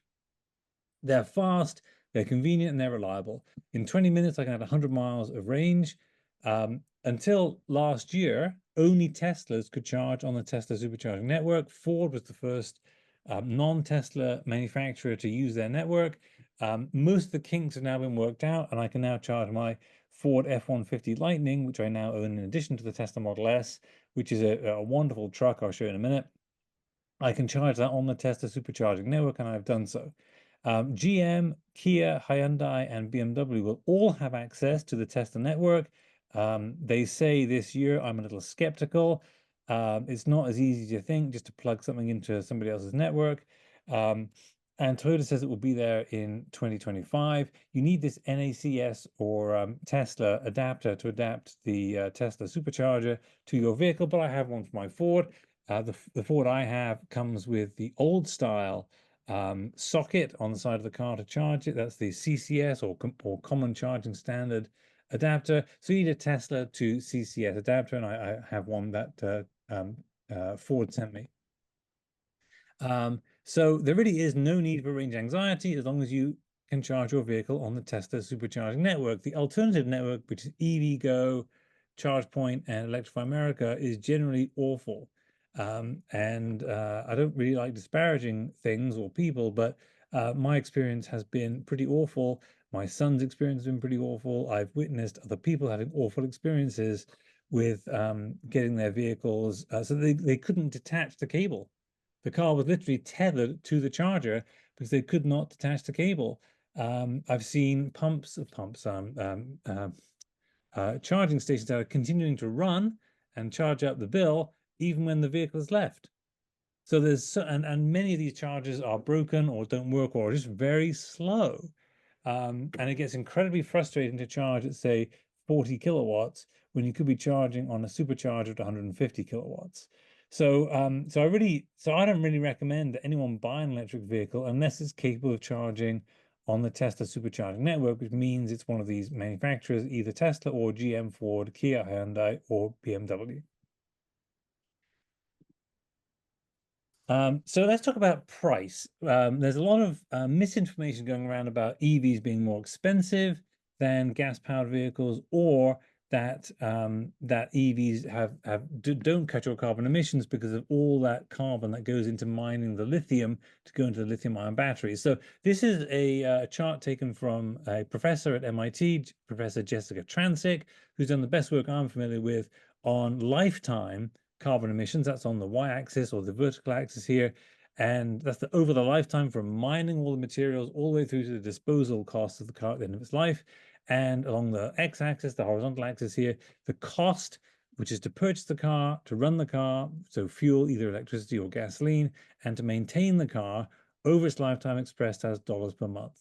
And what's very obvious is the black dots, which are the gas vehicles, are much higher carbon emissions over the lifetime than the red dots, which are the hybrids, and the yellow dots are by far the lowest carbon footprint at the bottom there. So I think this really sets that argument to rest. This is very high quality academic research published by Jessica Transick from MIT. But let's look at some specific examples. You can go to this website, by the way, and put in any vehicle you want, and it will show you where it is on this chart. So I've highlighted a few here. The Toyota Camry is there. That's number 4, and the Tesla Model 3 is number 3. And I picked those because they're roughly comparable mid-sized sedans, and you can see the carbon emissions per mile are much higher, roughly double, for the Toyota Camry over the lifetime than for the Tesla Model 3, but the Tesla Model 3 is also to the left of the Toyota Camry, meaning that the cost to purchase, run, and maintain is cheaper over its lifetime than the Toyota Camry. Let's look at another pair of vehicles, this time trucks. The Ford F-150 handily comes in both a gas-powered version and the fully electric Ford F-150 Lightning. And again, you'll see that the Ford F-150 Lightning, the electric vehicle, has about half the carbon emissions per mile over its lifetime as the gasoline-powered version, which is point number 2 there, the F-150 gas, and point number 1 is the F-150 Lightning, the electric vehicle. And the electric vehicle one is also to the left of the gasoline-powered one, meaning the cost to purchase, run, and maintain in dollars per month over the lifetime of the vehicle is lower for the electric version than for the gasoline-powered version. Now,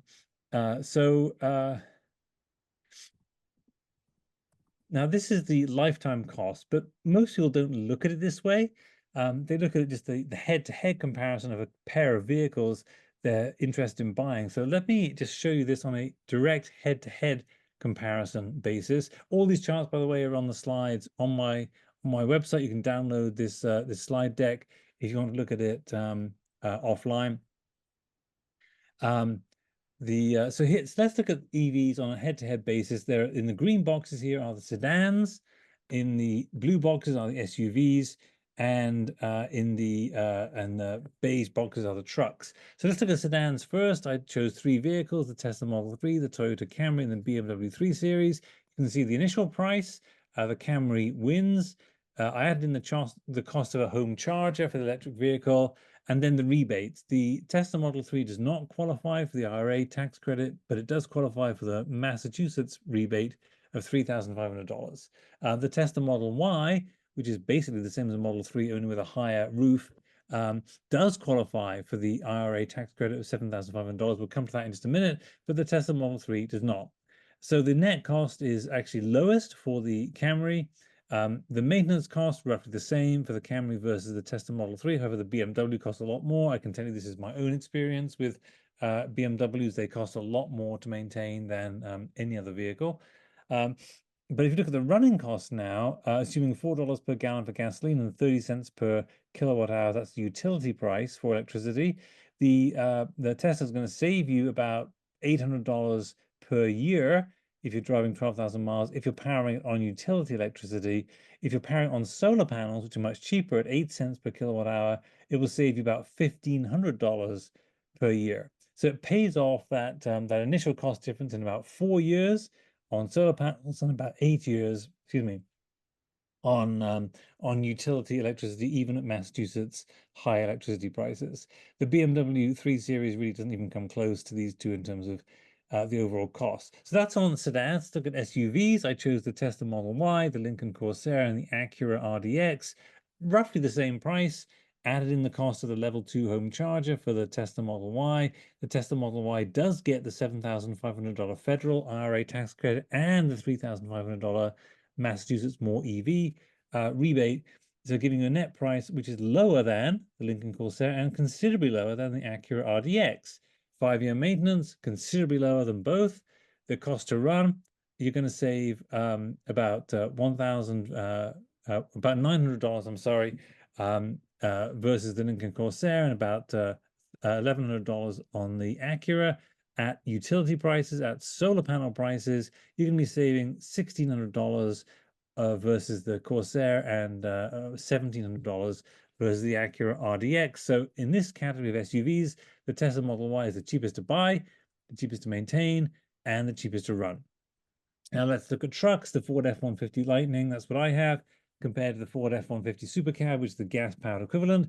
It's more expensive to buy the Lightning Pro version up front by about $6,000, add on the cost of the home charger, but it gets $15,000 off, $7,500 from the federal government, $7,500 from Massachusetts, giving you a net cost substantially lower than the cost of the gasoline-powered equivalent. It will cost you less to maintain, and it will cost you far less to run, saving you $600 a year on utility electricity and saving you $2,000 a year on solar electricity. So now you can see in this head-to-head comparison, for sedans, SUVs, and trucks.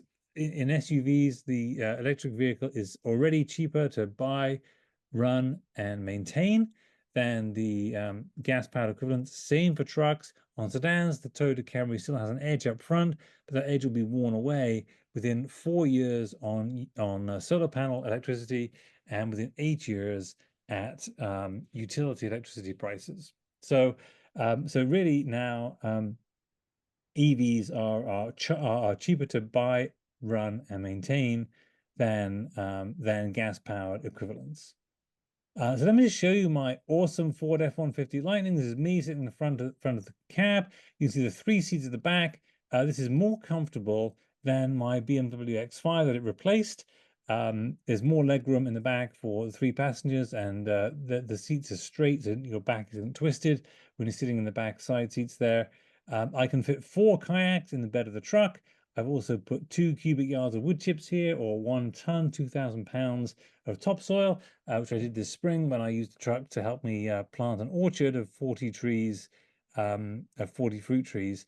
But the big difference here is the electricity. The F-150 Lightning is built to be electric from the start, electric on the inside as well as electric to run the vehicle itself. So you have AC electricity in the truck.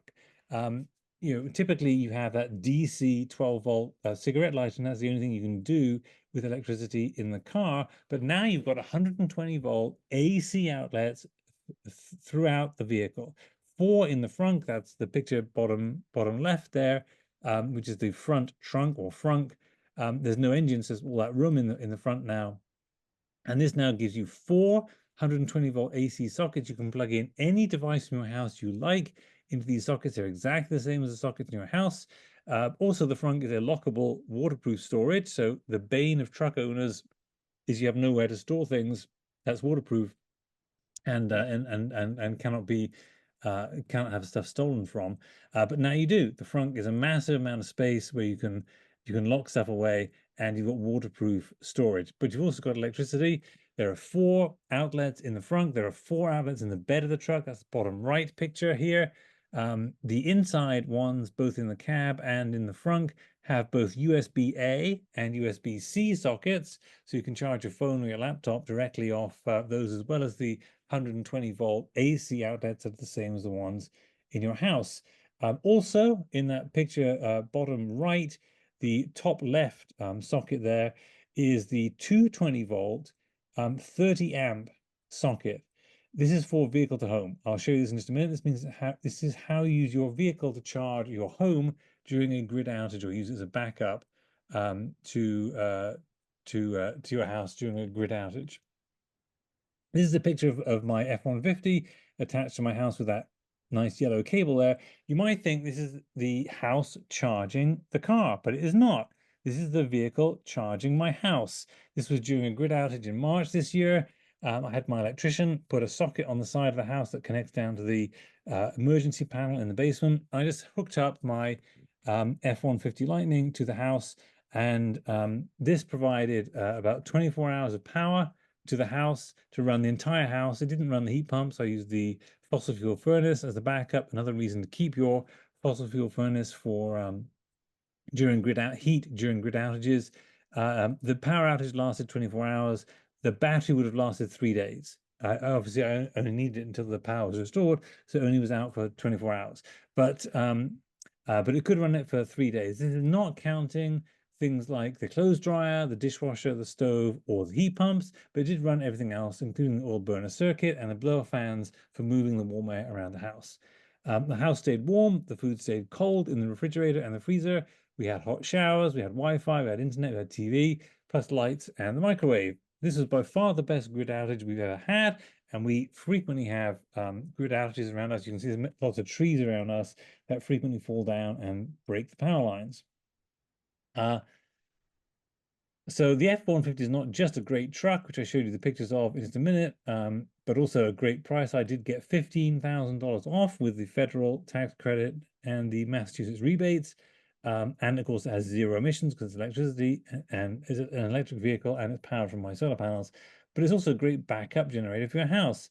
And this is why I believe EV house integration is the wave of the future, and it's part of that zero carbon future I described at the start. So in order to use your house as a backup generator, you really have to have an F-150 Lightning or a Nissan Leaf. These are the only two vehicles today that have the ability to act as backup generators for your house. However, Tesla has promised this in 2025, GM has promised this in 2026, and Kia and Hyundai has promised this in 2024.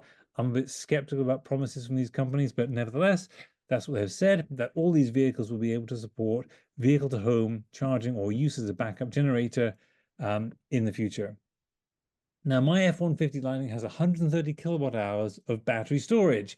That is 9 times the size of a Tesla Powerwall. This is no comparison. My vehicle is wired for electricity. It has 210-volt outlets in the cab, four in the front, four in the more in the bed of the truck.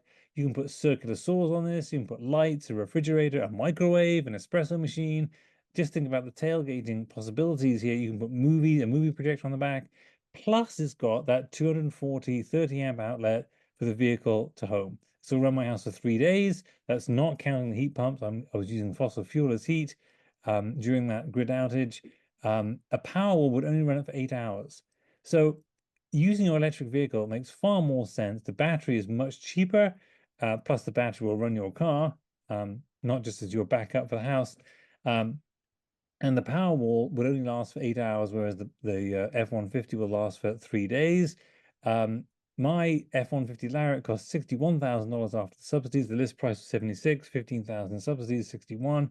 The Pro version, which I just mentioned in that head-to-head comparison, is only 36 after subsidies. It would cost you $128,000 to buy 9 Powerwalls. There's no point in buying Powerwall type batteries. You're much better off getting a electric vehicle with vehicle to home charging. Right now, it's just these two, the F-150 and the Nissan Leaf, but shortly it will be just about all the vehicles. So it really makes no sense nowadays to get a house battery or to get a new generator if your generator is on the blink. Get vehicle to home instead. So let me just summarize everything and then we'll open up for questions. On houses, the subsidies now are so good, most mass homeowners can cut their bills by 50% to 100%, save 5 to 10,000 per year with a 15 to 20% return on investment, cutting their energy and carbon emissions by between 50 and 100%. The key now is not so much the technologies of the heat pumps, the insulation, the triple pane windows, and the solar panels. It's actually working the mass save in the IRA subsidies to get the most subsidies possible to make sure you spend as little money as possible to get the maximum benefit. For most Massachusetts homeowners, a new heating or AC system, known as a heat pump, is free or 80% off with no increase in the bills. This is working the mass save subsidies and the IRA subsidies. For most mass homeowners, a new heat pump or water tank is either free or 60% off. Will cut your bills about 30%. For all mass homeowners, insulation and draft sealing is almost free with the Mass Save program. And that's not even thinking about the IRA subsidies, which are substantial for insulation and draft sealing as well. For all mass homeowners, solar panels about 40% off and will cut your electric bill about 50% with a return on investment of 10 to 15%. That's houses on EVs. With these very generous mass and IRA subsidies, EVs are cheaper to buy, cheaper to run, and cheaper to maintain than gas-powered equivalents. They will save you about $1,000 per year with an EV on utility electricity and $2,500 per year if you're using solar panels. There's no range anxiety on the Tesla network, and this is available now for Tesla and Ford. GM, Kia, Hyundai, and BMW are all coming. And V2H or vehicle to home charging is cheaper than a battery for the house or a backup generator. Today it's only available on the F-150 and the Nissan Leaf, but it's coming on all these other vehicles as well. So today you really can save a lot of green by going green. So Fred, let's open up and do any questions from the chat, and then when we're done with that, let's open it up. You can take people off mute and just ask live questions. Well, let's start with the ones that are in the chat. Yep. You've already answered that the Lightning is good for a home backup generator, but would a hybrid car also serve as a backup generator? In theory, it could, because even hybrid cars have reasonable sized batteries. So in theory, it can, but I don't know of any hybrid manufacturer that allows its vehicle to be used in this format. The F-150 Lightning really is the first vehicle that was designed from ground up to be a power station on wheels. It's got a big onboard generator to convert the DC power of the battery to an AC power, so you can plug in anything you can plug into your house can be plugged into your vehicle. Um, it really is the first one to be that way. Everyone else says they're going that way, but it's the only one that I'm confident in. I've got one, I've used it, it really does work. So I think hybrids in theory can be used this way, but in practice, I think none of them are actually designed to be used this way yet. Okay, multiple part question, and I think it's the last one. To get your electricity bills to zero, you're feeding excess back into the grid during the day. In California, there's changes afoot to change how much credit you get per kilowatt hour during the day. Any thoughts of defensive strategies going forward? For instance, using your EV to power your house when the sun isn't shining. Yeah, you're exactly right. In California now, there is so much solar power that in the middle of the afternoon, when the sun is shining, electricity prices in California actually go negative, and so power stations are paying people to take their electricity. That has not happened in Massachusetts yet, and that's because we don't have what are called a time of use or time of day electric tariff. No matter what time of day you use electricity, you pay the same amount to Eversource or National Grid. At some point, I think the wall will have to break, and Massachusetts will have to go to a time of use tariff. These have been shown to reduce electric bills for low income people, for instance, and also to manage the grid much better so that people, for instance, charge their EVs at night and don't charge their EVs during the day when the demand is high. So I'm sure this will come to Massachusetts eventually. But right now it doesn't. This tariff does not exist in Massachusetts, so you can't use your EV the way you described. In California, you can. You can charge your EV during, say the sunny afternoon, and then discharge its power back to the grid later on in the evening when demand is higher than supply. So this is probably coming to Massachusetts, but it is not in Massachusetts yet. And for that, you will actually need a bit more sophisticated of a vehicle to home system than the one that I've got. Mine is essentially manual. So during a grid outage, I can just plug it in and run my house when the power has gone out from the grid. To do the kind of time of use metering, you need a more sophisticated system that automatically switches the vehicle on and off. That costs a bit more money. Those are available in Massachusetts, but that's not what I was using for my vehicle to home. Those systems typically cost about $10,000. So you've really got to be saving a lot of money. So you've got to use your battery a lot to pay back that $10,000 or so investment. I am not using my car that way. Um, I wouldn't recommend that without really seeing what the benefit of that is. Today in Massachusetts, the benefit is quite high if we were allowed to do this, because right now net metering gives you full credit for the electricity you put back into the grid. For instance, from solar panels, which is what I do today on sunny days in summertime. But that is not sustainable. The more and more solar power there is on the grid, the less and less money the utility can afford to pay you for it. And this is exactly what happened in California. The number of solar panels got so high that the utilities had to cut back the subsidy. So I think that will inevitably come in Massachusetts. I doubt it will apply retroactively. So I think the best defense you've got is actually to get it done now. Get it done now while the policies are good. I very much doubt that it will be applied retroactively. You have a contract with the utility company. It would be very tough for them to break that contract going forward.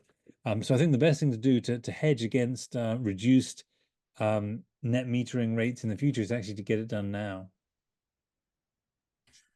Another question, can you charge the vehicle to house on solar panels during an outage? That is a very good question. The answer is yes and no. I can't do it using my current setup.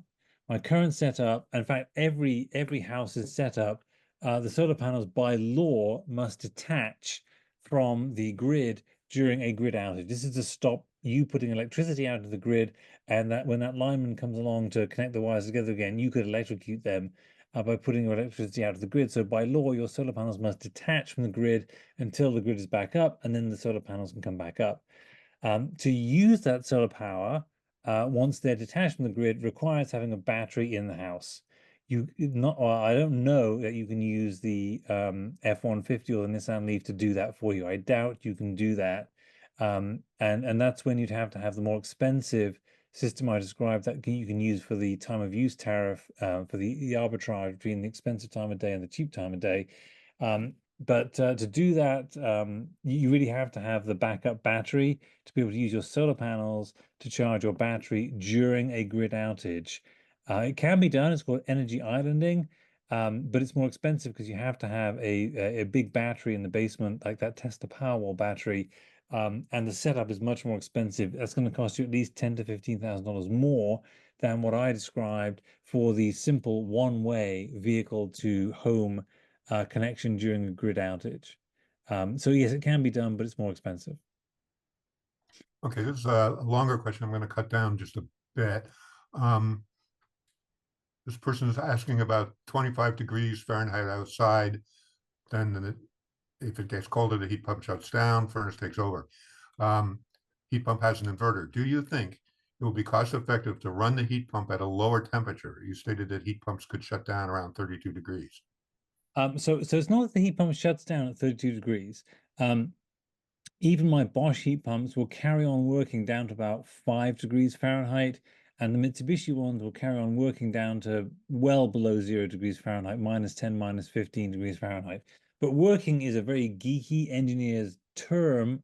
It means the system continues to operate. That doesn't mean it will keep your house warm. And it certainly doesn't mean it's going to be economic to keep your house warm. So what happens as it gets colder and colder outside, the heat pump gets less and less efficient, and certainly less and less cost efficient.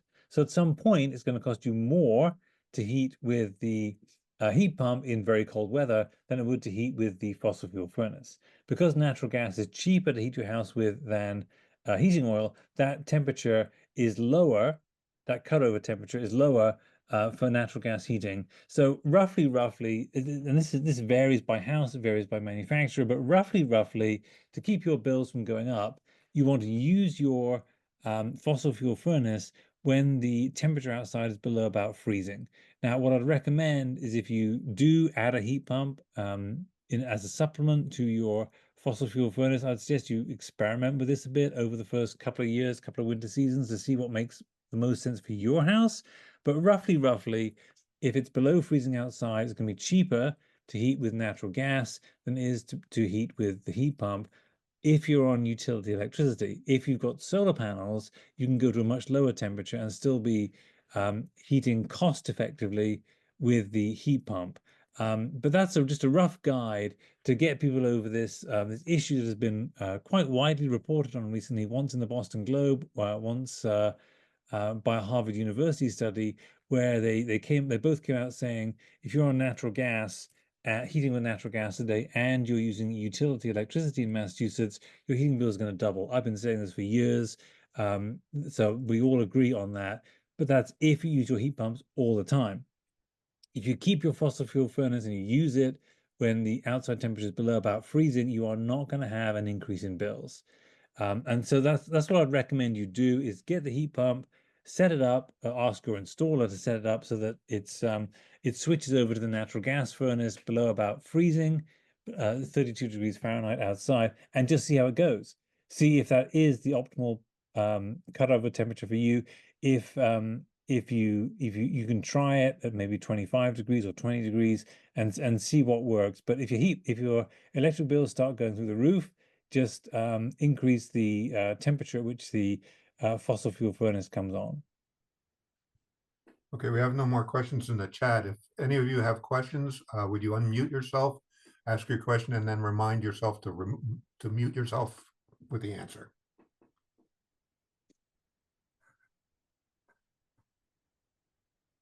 Okay, David, it looks like that's it.